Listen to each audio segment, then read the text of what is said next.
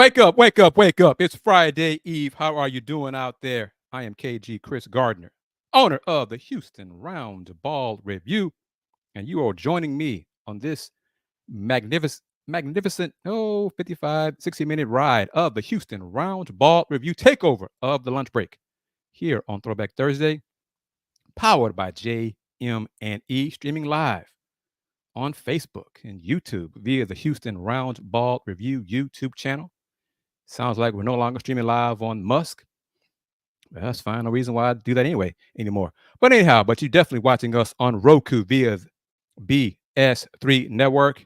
And a reminder, as you know, if you are a regular supporter and viewer of the lunch break, BS3 is available on Roku. Just download BS3 TV. If you don't have it, get it. Just go to bs3network.com or bs3tvlive.com.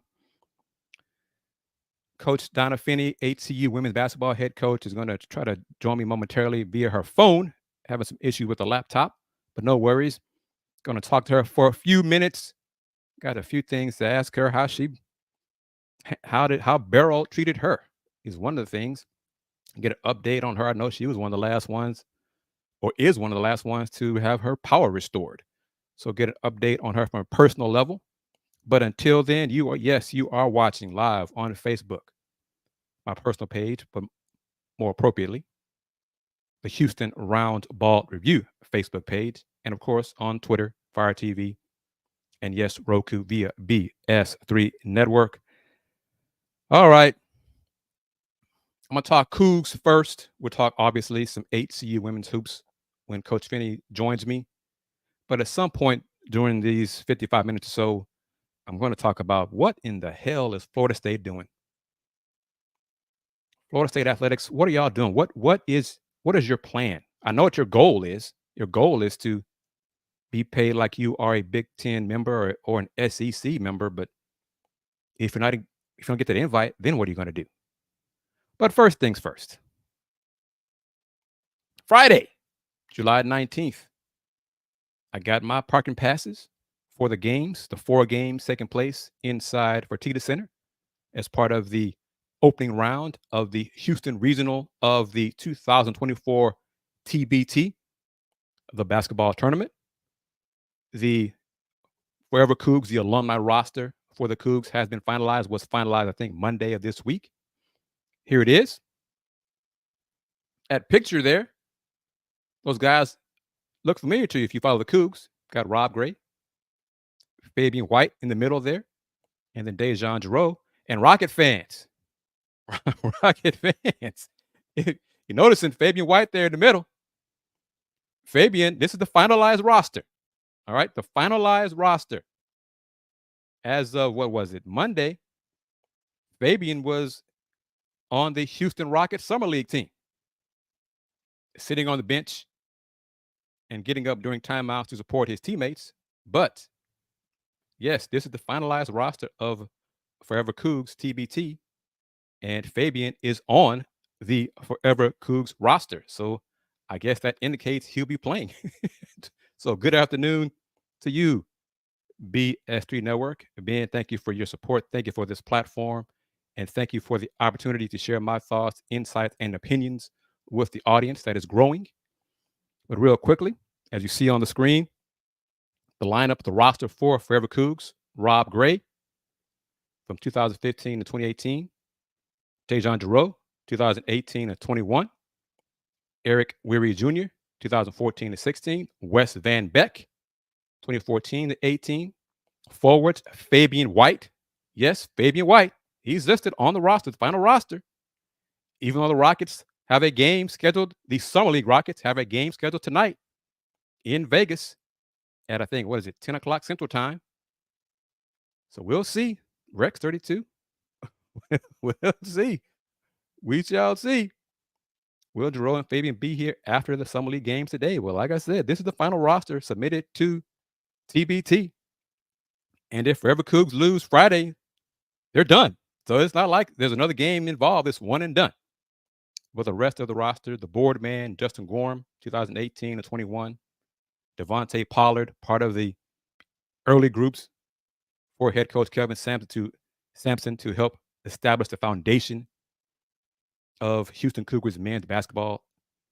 Tayshawn Thomas, yes, Tayshawn Thomas, from 2011 to 2014, he decided to go to Oklahoma and not have his senior year under Kelvin Sampson, but there's no bad blood there with Tayshawn Thomas and the program, at least from my end.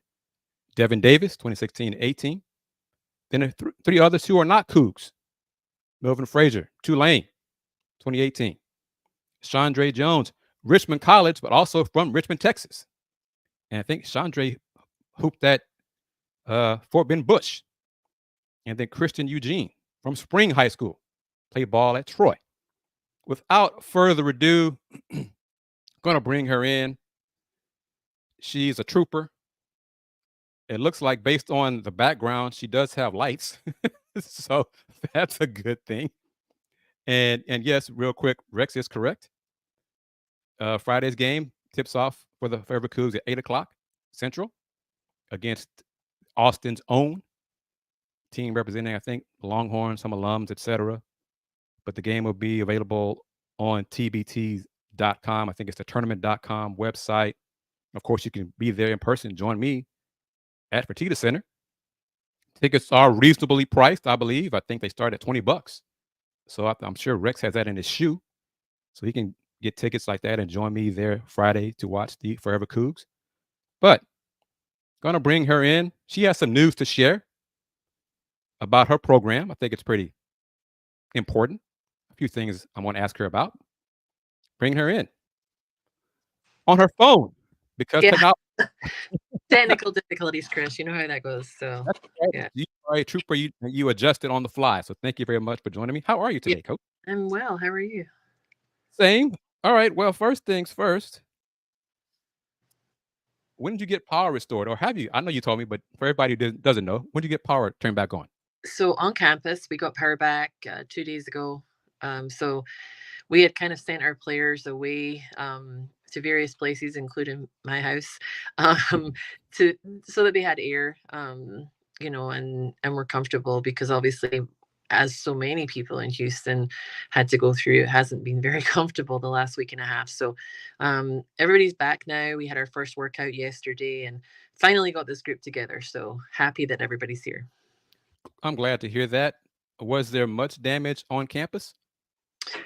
Fences down, nothing major, thankfully, but yeah, a lot of cleanup, because our campus is very green. So there's a lot of tree limbs and, leaves and things lying around, but we were pretty lucky. So, other than the power, it was all good.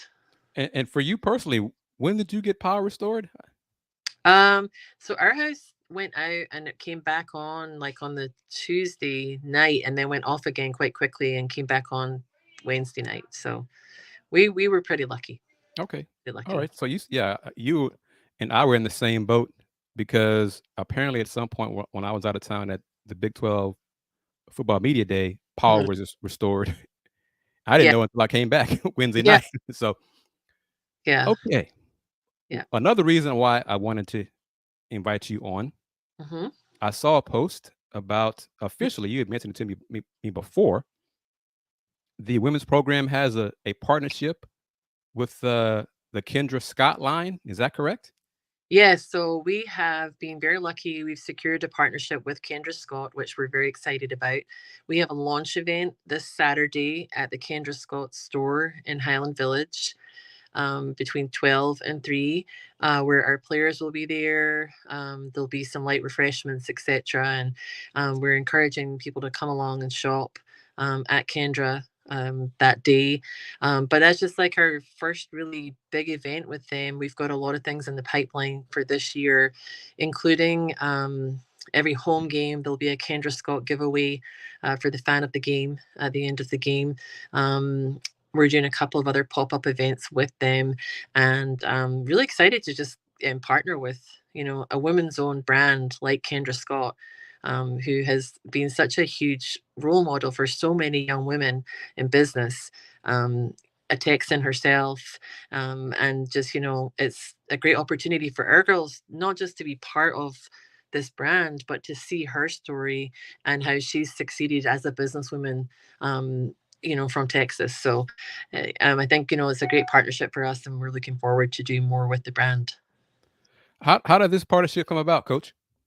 So I think you and I had discussed, Kris, we have a new member of staff on board, our Director of Engagement, Melina Belomo, and she's been really instrumental in reaching out to companies and kind of, securing some partnership deals with our team. And then also individually for some of the girls that have linked up with some companies as well, which is, we haven't announced those yet, but we're working towards those over the next few weeks. And there's some really exciting things for the girls individually in there.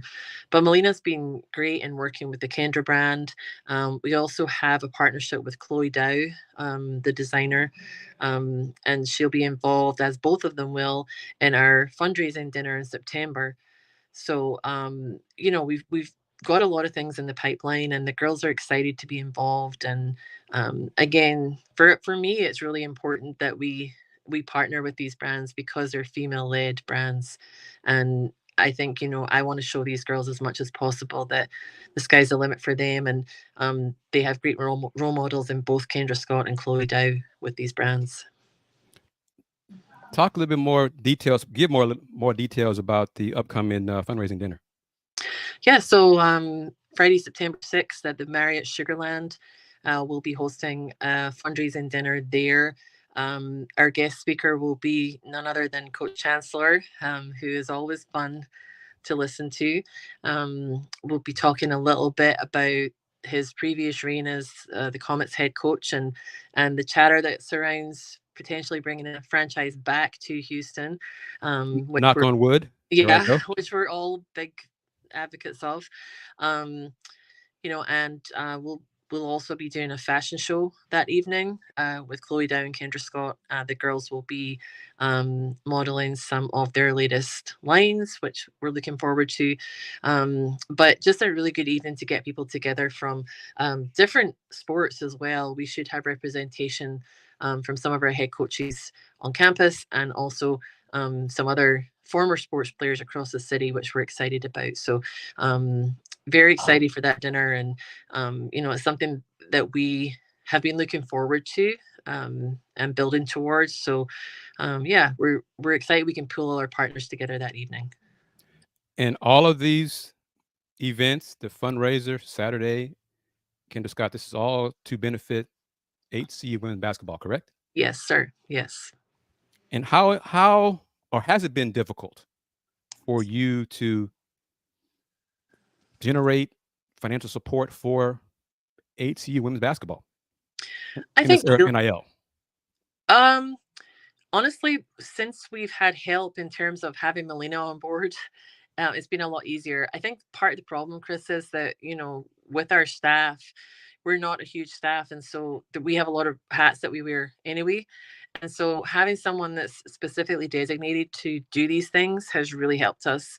And Melina has been great with making new connections and building new partnerships, getting out in the community close to the school and trying to kind of involve some of those businesses. And I think when you have someone that has the time and the experience to do that, it's been surprising how quickly people are willing to get involved. And I sound like a broken record here, but a lot of people are very keen to get involved with young women, and really help them as they grow and take their next steps post-college. So we're also finding that there's going to be opportunities for internships and potential job opportunities for our players through some of these partnerships. And that's a huge part of why we're doing this, in addition to raising, obviously, some funds for our program, but more so because of the connections that these players and former players will get from these bonds that we build as we go out further into the community.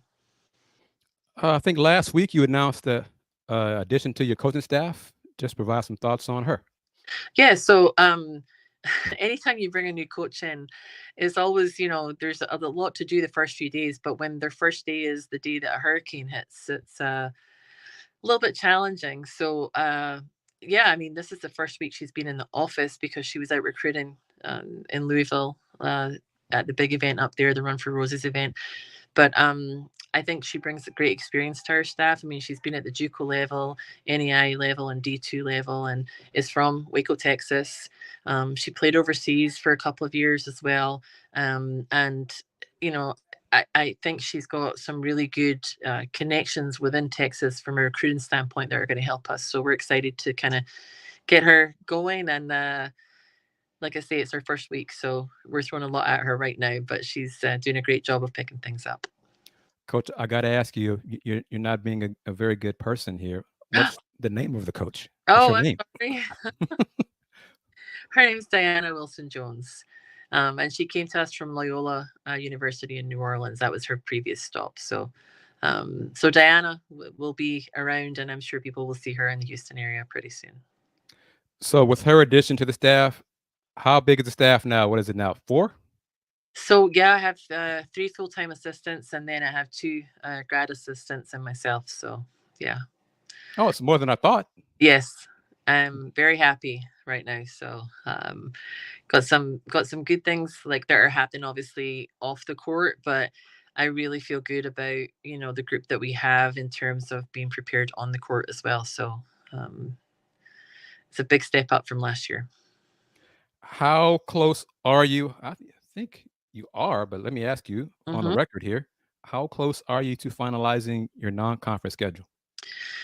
Well, I thought I had it finalized, obviously, and then we had to make some changes because of the additions to the Southland Conference. Now,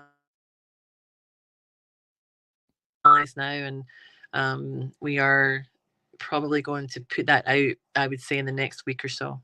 Say that again, because you froze up. Oh, sorry. For a second. We have it finalized, and we'll probably release that in the next week or so. Okay, and when it's finalized, you feel free to come back on here. Yeah. Next Thursday we can talk about it. I think I know is one of those matchups still happening here in the local area. Yes, sir. It is. We will be playing the Houston Cougars this year. So. Okay, I didn't want to say that without you saying it. So that's fine. Yeah. Okay. Yeah. Well, I'll ask this, and you don't have to answer it. Is it has it been decided if it's going to be part of the education day? I've not heard that. Okay. I haven't heard that yet. I mean, we really don't have any times or anything from any of the big. We do play. I can say 4 Big 12 schools, and so, we haven't had times or anything. So, I'm sure we'll find that out in the next month or so. Question from the audience on YouTube: do you collaborate at all with Coach Craig Doty? So I'm hoping we will, but obviously, Coach has had to replace almost a full roster. So we've had some conversations on a couple of things here already, but his staff that he's put together have been out recruiting a lot and trying to bring 11 new guys together, which is a lot. I mean, I have 6 new players this year, so I can only imagine what he's going through with 11. But a lot of energy over there on that side of the building, and like I say, trying to get 11 new players together is pretty high task for him. So I'm sure as we go through, we'll be seeing more and more of them, which will be good. Have all the tables been purchased for the fundraising dinner? No, we still have about 4 open. So there is still an opportunity to purchase tables. Yeah. And how would folks go about doing that if they have interest? They can email me and I can send the link out to them, or I can send you the link and you could post it for me, which would be lovely. Feel free. You can just send it to me. I could do that. I don't mind doing that. Sure. Yeah. So either way, people can reach out to me and I can send the link forward. But like I say, I think it'll be a really great evening, and I'm excited. And I think, obviously Coach Chancellor does all of our ESPN plus tests. But when you meet him in person, he really has just got a personality that people are just magnetized to. So I think it's a great opportunity for people to actually visit with him, personally as well in the evening. So with your international experience, and the Olympics coming up, I think this question is for you and for me. But is there a women's basketball matchup or any sport that you are looking forward to? Yeah, I think I think it's going to be interesting. The USA women's team is going to be a lot stronger than the others this year, I think. I mean, I'm Mhm. looking at the Australian team who normally, you know, I think that's always a matchup I look forward to is Australia and the USA. But I think there's no doubt the USA team is just so experienced this year. So I don't really see them being run too close at all. I hope I don't regret saying that, but I just think they're going to be way too strong for everybody. But I think, yeah, I like watching them play against the Aussie team because they do have, you know, some decent size, and that's always good seeing them going up in that matchup. What differences between American basketball, WNBA, college, and FIBA? I had this conversation with a recruit actually yesterday. Way more physical, way more physicality allowed in FIBA. I think it's something that our players that come from playing with national teams overseas really struggle with when they get to the college level because they're allowed to bump cutters off the ball. There's a lot more, you know, there's just a lot more off ball contact and on ball. But I think that's the biggest difference is the physicality of the game. And obviously at the WNBA, there's more physicality than you know there is in the college level, but I think FIBA is another step above that. So you know, that is an adjustment for some players for sure. Of your 6 newcomers, how many are international? None for the first time. Really? Yeah. Wow. Another conversation I had yesterday, I told the recruit I was talking with, who was an international player, that you know this was the first time since I've been here that we've not had an international player in our sign-in class. So, yeah, we have 6 newbies, 3 freshmen, 3 transfers, and none of them are from overseas. So, yeah. Was that intentional this year? Not intentional. It's never really intentional, you know, in terms of we got to recruit from a certain area. It's just really finding the right fit. And um, 2 of our transfers were players that I had really tried to heavily recruit previously from their junior colleges. So when they appeared in the portal, it was a no-brainer for me to try and get them again. And so I was very happy that they chose to come play here. But yeah, we've got 1 player from Kansas who transferred in from Central Arkansas, and then the other 5 are all from Texas. So yeah. And I think at least one is from a SWAC school, right? Yes, Victoria Dixon. She came to us from Alabama A&M. Um, had a really good look at her yesterday in our first workout, and she looked like she's really going to be able to help us. So excited about her for sure. How would you describe basketball in the Southland Conference? You know, I mean, I think now you can say that the conference has taken a big step up because, you know, with the addition of SFA and UTRGV, you know, 2 teams that is specifically SFA that have been traditionally very strong. I think our league has gotten much more athletic than it has been previously.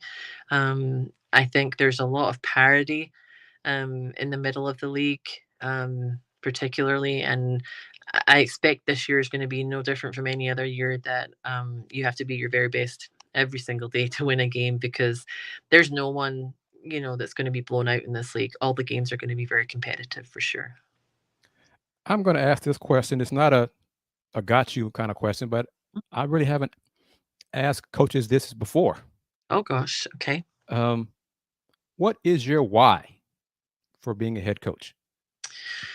So, um, I'll keep it short. But when I was 15, um, I almost lost my life to meningitis, and the doctors told me that basketball was the reason that I lived.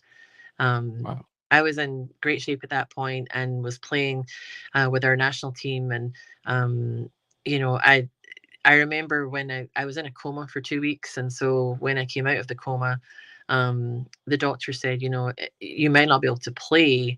And I didn't let him finish. I kicked him before he finished his sentence. But, you know, he said again for a while. But I didn't want to hear that. You know, the game was, you know, my life. And so there was no way I was going to give up the game when I gave up playing. Um, and so I knew that I was always going to be involved in basketball in some capacity because it's been so special to me personally. Um, but I think just, you know, when I knew my playing career was coming to an end overseas, it was a no-brainer that I wanted to get involved because I've been given so much from the game that I wanted to give back to it and give other girls the opportunities that I've had. I mean, where I come from and my country is not a basketball country. Everybody plays soccer, and soccer and rugby are the two big sports. And I was so lucky that I went to the high school that I did, because I had two teachers there who had played basketball internationally, and they were the ones that got me started in the game and gave me the passion for the game. So I think, I have a lot of people to thank for me sitting here right now, but I'm always going to be involved in the game because it's just given me so much, including my life. So that's my why. As long as we've known each other, I did not know that. There you go. So thank you for sharing that with me and for everyone watching us right now on this edition of the Takeover. Yeah. And again, I'm speaking with head coach Donna Finnie of HCU women's basketball. And one more time, just remind everyone about, or for those who are just now joining us, about the partnership that HCU has with Kendra Scott. Yep. So we have a new partnership with the Kendra Scott brand, and we have a launch event on Saturday at the Kendra Scott store in Highland Village between 12 and 3 p.m., where we'll be talking about some of the things that we're going to be doing with the Kendra Scott brand, including our game day giveaway to our fan of the game, where there will be a piece of Kendra Scott jewelry awarded to that fan of the game. But we have several other things that we're going to be doing, including a fashion show and some other pop-up events. So we're really excited to be partnering with Kendra Scott. And your email address is dfinnie. Is it, because I sent it to you at HBU. Yeah, no, at hc.edu. So you finally, so it forwarded over to you because you still got it. You got the invite, obviously. Yeah. Okay. Yeah. I'll post that. But yes, dfinnie at hcu.edu for more information. Go ahead. HCU.edu. No, not HCU, just HC. HC. Oh, HC. Yeah. Oh, we're getting fancy now. Houston, Okay. yeah, HoustonChristian.edu. Oh, okay. Very good. All right. Excellent. So email dfinnie at hc.edu for more information if you want to purchase a table for the fundraiser in September. And Des, as we wrap it up with you, close it out about more details about that fundraiser in September. Yeah, so big fundraising dinner September 6th at the Sugarland Marriott. Our guest speaker will be Coach Van Chancellor. As I mentioned before, just a great person to listen to and have the opportunity to have ask questions to him.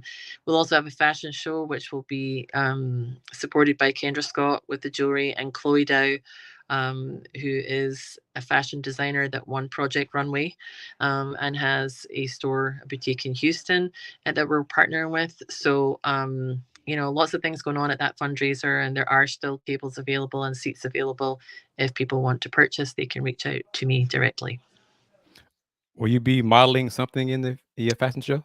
I will not be. That is something that our girls will be doing. So I think that's a player thing for sure. Okay. But they're really excited. I mean, obviously, they're going to get the opportunity to be fitted for dresses from Chloe Dao, etc. And then obviously the Kendra jewelry. So the girls are really excited to be part of this, and I think it's just a great thing for them to be involved with, and something they'll remember as part of their collegiate experience. So yeah. What is HCU's social handle on Instagram? Our team one is at HCUWBB. And the same on X, Twitter? Yeah. Yes. All right. Excellent, Coach Finnie. Thank you for joining me. It was kind of short notice when I asked you to reach out to you to do this. It's okay. I appreciate it. Thank you, as always, for taking time to speak to me. And I'm going to say this publicly.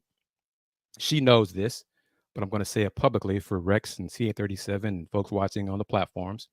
Coach Finnie was one of the coaches who reached out to me and kept in touch with me when my mom was in poor health and my mom passed away. So she was a part of my support system. So thank you very much. I really do appreciate that. Of course.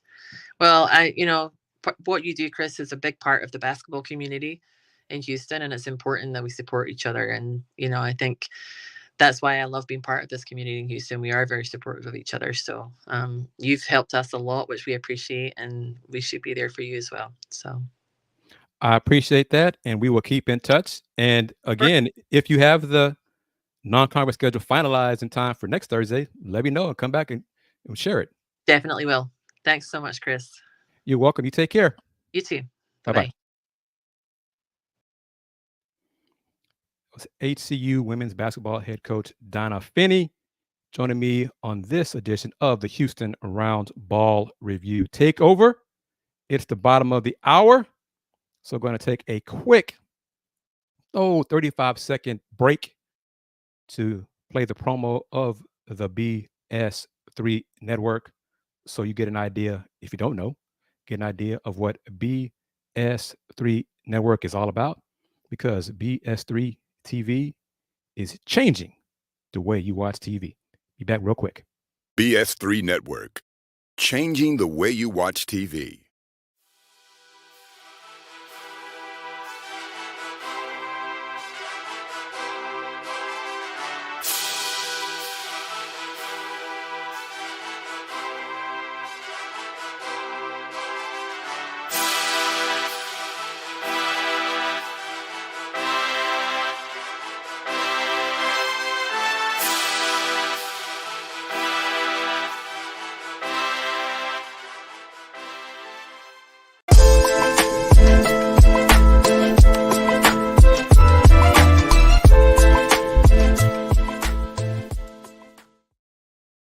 Welcome back to the Houston Roundball Review Takeover of the Lunch Break, powered by JM&E, and also, of course, the BS3 Network. I am KG Kris Gardner, owner of the Houston Roundball Review.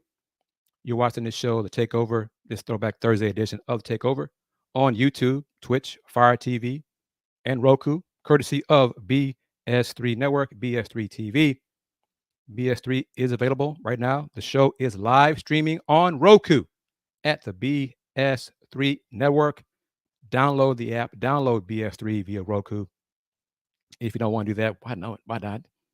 But just go to bs3network.com or bs3tvlive.com and share this as well with everyone in case you have not seen it on Folks Talking Sports, Let's Rage Coogs. But those shows are available on demand on Roku at the BS3 Network. So yes, you can watch Let's Rage Coogs on there as well, and Let's Talk Houston Rockets, in addition to the live streaming of this show, the Houston Roundball Review Takeover of the Lunch Break, each Thursday, noon to 1 p.m. Central Time.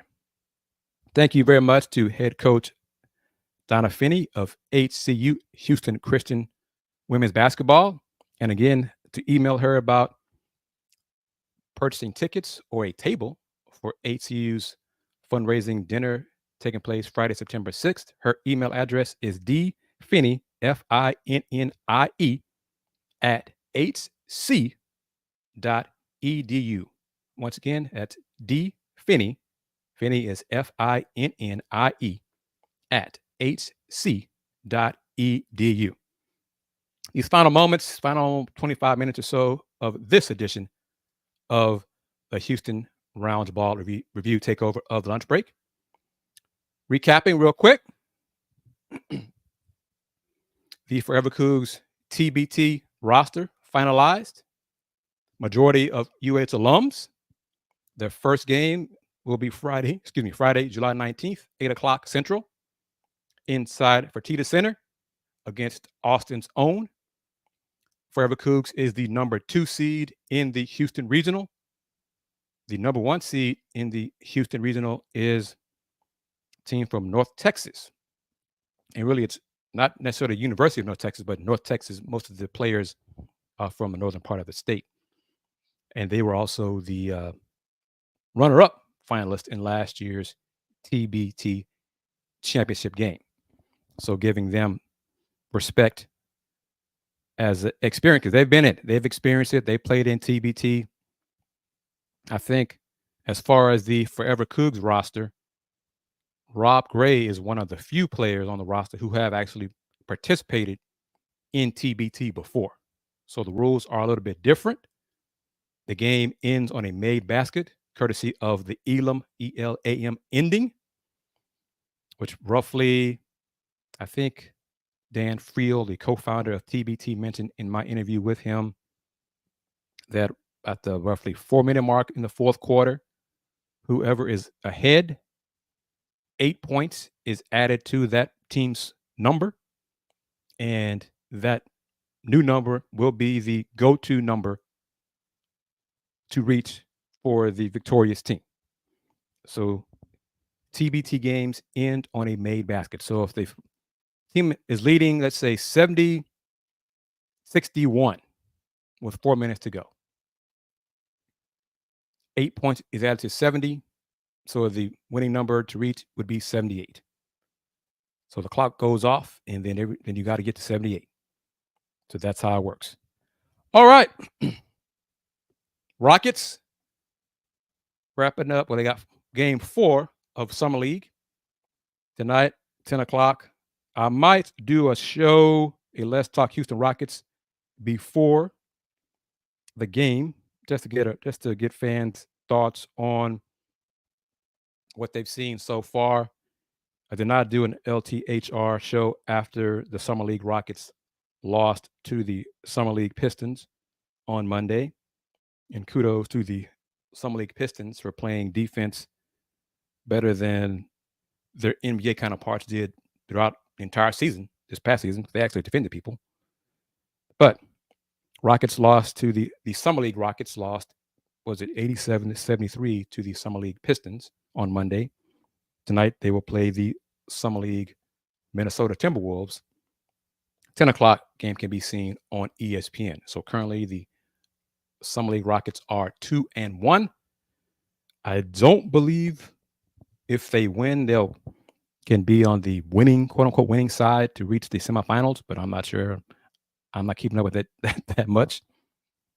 It's Summer League. It's downtime for me, honestly. This coming Monday and Tuesday, the Houston Roundball Review Media Group will be in Arlington, Texas for the American Athletic Conference Football Media Days. Yes, football. The media group, me and Adolphus A.D. Moore will be in Arlington. You can catch that on ESPN Plus on Tuesday morning, as coaches and players interact with the media that covers AAC football. I submitted my poll for the preseason predictions. I had Memphis Tigers picked number 1 on my poll. I want to say I picked the Rice Owls around 7 or 8, but looking forward to being there and seeing folks I haven't seen in a while, and meeting the new AAC commissioner, Tim Pernetti.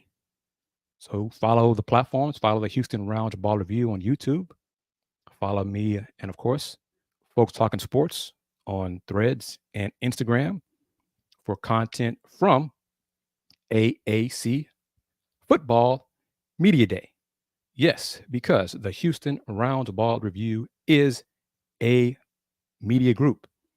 And at some point, A.D. Moore and I will have something to share with everyone. So look for that in the next roughly 2 weeks. And that's some good news. Another indication that the media group is growing. And also, watch A.D. Moore. He will be covering the Andre Johnson induction into the 2024 Pro Football Hall of Fame, because A.D. Moore received his credential and approval from the NFL to attend and cover the 2024 Pro Football Hall of Fame Enshrinement Week. So that is another honor for the Houston Roundball Review Media Group. To advertise, email advertise@thehrr.com. Again, advertise, email advertise at the H or the, some folks say the thehrr.com. Shows all over the place, all the platforms, Roku, Facebook, Instagram, TikTok, FireTV, Twitch. A lot of different ways to reach audiences. Probably going to do more with the Folks Talking Sports show, live stream show. May do that show at least twice a week, if not more. Talk about other sports, not just hoops. And speaking of which, going to get into the news real quick. Let me see. My family watching on my Cougar alums, watching on YouTube. Received this email from Rice today at roughly an hour ago. So 11:40 in the morning. Check this out. Record number of donors highlight OWL Club efforts in 2023-24. Rice Athletics' inaugural season in the AAC spurred a record-setting amount of individual donations to the OWL Club during fiscal 2023-24, surpassing $2 million for the second consecutive year. A record of 1,799 supporters of Rice Athletics donated $2,052,616 to support and enhance the experience of Rice student athletes. The cornerstones of the effort were the Rice Day of Giving, which brought in $276,000 over a 24-hour period, and the Night of Flight celebration, which raised over $150,000 during a night of celebration and philanthropy in April. I'm going to stop right there. UH alums, of which I am one, and proud of it, I don't recall receiving email updates like that regarding fundraising numbers, how things are progressing. Where's the transparency from my alma mater? $2 million to some programs, that's nothing. Bigger programs like the Ohio State, etc. It's a drop in a bucket, whatever. But Rice Athletics, the OWL Club, distributed that information earlier today to provide an update and I think some transparency about what's going on with their fundraising efforts. Crickets from the University of Houston regarding such matters. Now, I love my school. I'm a proud graduate of the University of Houston. I'm a proud Houston Cougar alum. Gotta say this though. Colleague Joseph Duarte last week, I think it was Thursday, Friday, part of his written update regarding the search of the next athletics director for Houston mentioned, and this is what he wrote, some of the things he mentioned during his appearance on Let's Rage Coogs last Tuesday while we were in Vegas for Big 12 Football Media Day. But Joseph, in print, stated that a possible concern regarding the next AD, athletics director for Houston, was the seemingly unwillingness to relinquish some power, some authority by Board of Regents Chair Tilman Fertitta and also President Dr. Renu Khator. Heard similar concerns my question, especially at Tilman's feet, Tilman is a billionaire many times over, way more successful financially than me, clearly. But from a common sense perspective, and I think it should be from a business perspective as well, Tilman in charge. Hey, the fundraising part of it, getting Fertitta Center built, getting the new medical school built, his name on it, all those things. Great. But from an athletics perspective, and from a outside of men's basketball, volleyball, track and field, Tilman in charge, Tilman clinging to power and having such a tight reign over the AD, that has not worked for success for Houston athletics. So if it has not worked, Tilman, why would you continue to cling to things that have not worked? If you want Houston athletics to be successful, do things differently than what had been done in the past. Hire an AD, let that AD know the expectations for the program, which should be to compete for and win championships, but also to raise money to increase revenue. Set parameters for that person, him or her, and then let him or her do their job, rather than constrain them in their job and limit their success. Because if you limit their success, then really you are limiting the success of the Houston athletics program. And President Khator is part of this as well. Leadership, what has been done, didn't work, isn't working. So do something different. Or just wait for that money from the Big 12 media rights deal to kick in and flounder in mediocrity in everything else on campus in sports. And don't tell everyone, wow, I'm surprised. I don't understand why things aren't different. I'm not sure why we're not winning, why we're not more successful, as you wield a heavy hand over the AD. Make that make sense to me as you're watching here. Rex, CA37, as you're tuning in here on YouTube and Facebook and Roku and FireTV and Twitch. Again, I'm critical of the administration. I'm an alum. I love my school.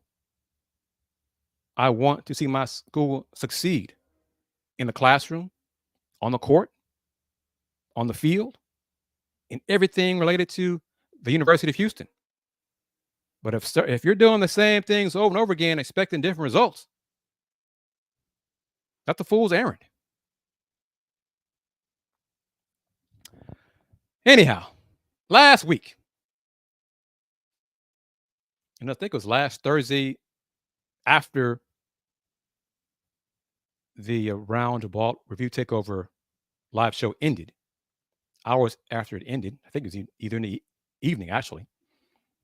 But the NCAA Women's Basketball Committee, Division I, okayed quadrant-based team sheets and a complete seed list. So last week in Austin, the NCAA Division I Women's Hoops Committee approved a move to quadrant-based team sheets this coming season, and to provide the full championship field seed list on Selection Sunday.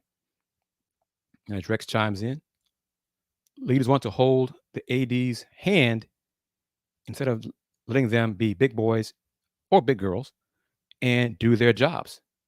Exactly. And that's the problem, or that is a problem. Why would someone, a qualified person, and I'll get back to the news in a second, these closing moments.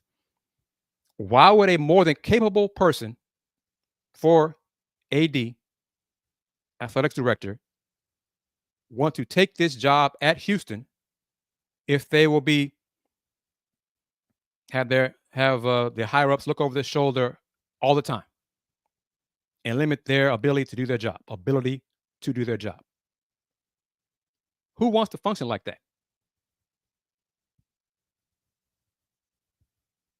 So I'm not surprised. Like I said, I've heard that problem that mentioned before, and Joseph Duarte put it in print. So, UH higher ups say they want to compete for and win championships, but then they don't allow the AD to do the job that they were hired to do. Back at it.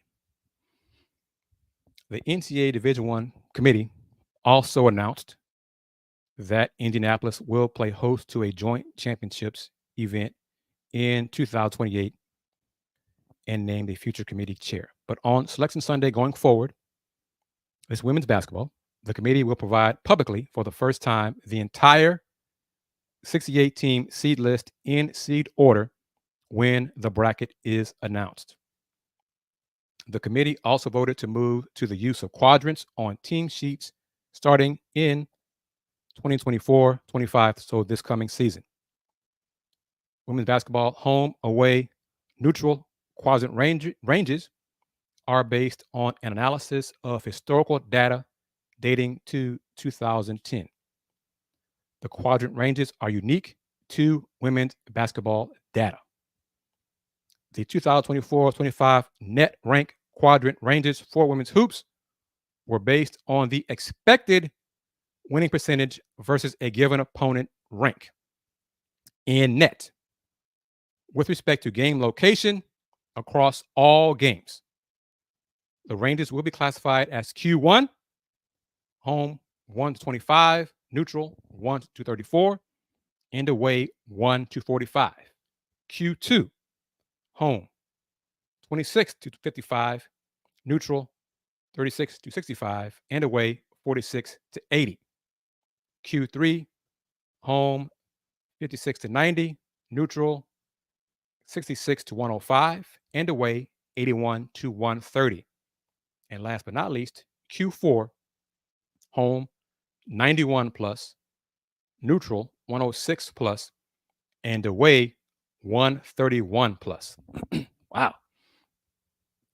Q4, that's a big range because there are 300 plus teams in women's basketball on the Division I level. So if Q4 starts for home games at 91 and then away at 131, wow. Used to be, previous years with no Q1 on the women's side. I think the range for segments, the dividing lines are like 1 to 50, 51 to 100, 101 to 200, I want to say. And then the fourth group was 201 and up.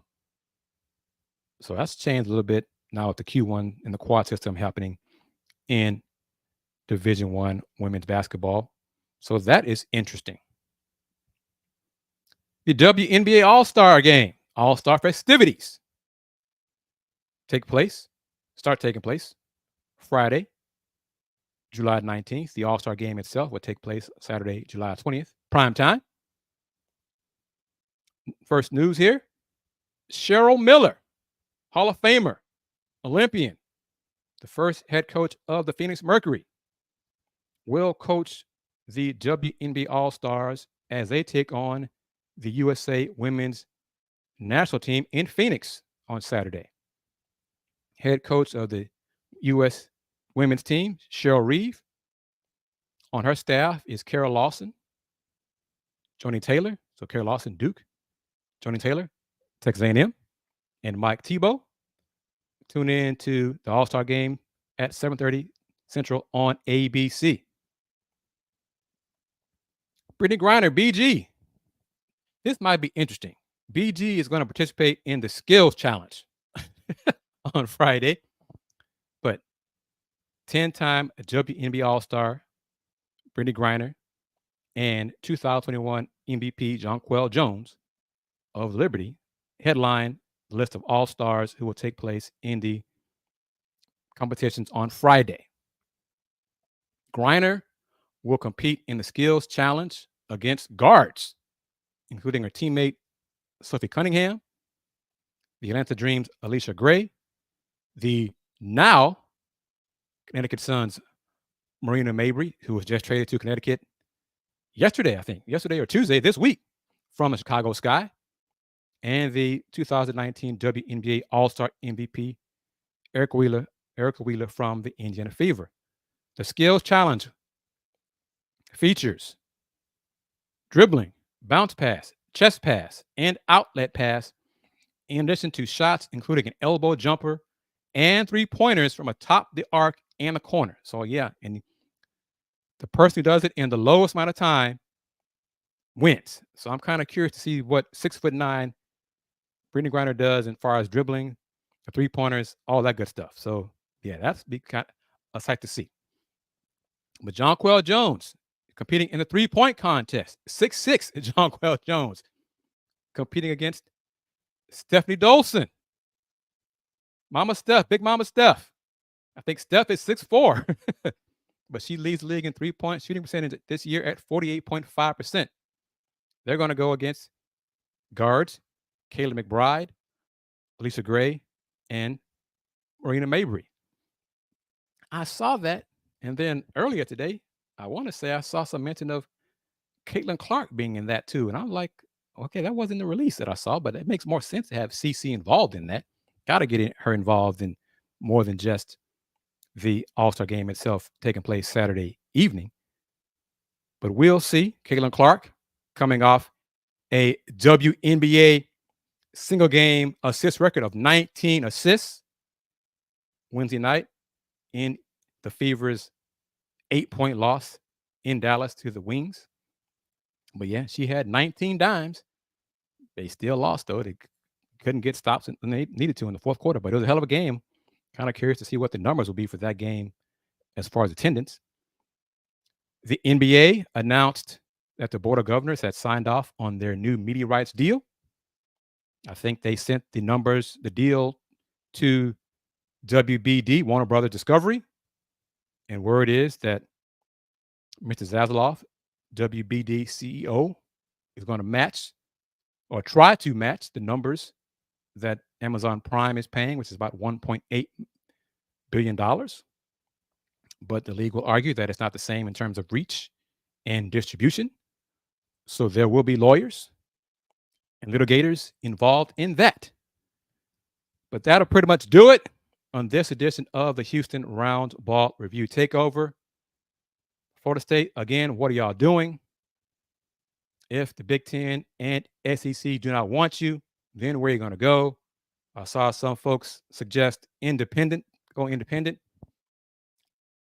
What network is going to pay Florida State athletics, Florida State football, money equivalent to what Notre Dame and the Big Ten schools and the Big Ten and the SEC schools get? Who is it? What? And have the same distribution for them. There is no one if they go independent in football. And I think, correct me if I'm wrong, if they go independent in football, there's no guarantee they'll get an invite to the CFP as an independent. So again, Florida State, what are you doing? You went public, guns blazing, bazookas firing, crashing and burning everything behind you.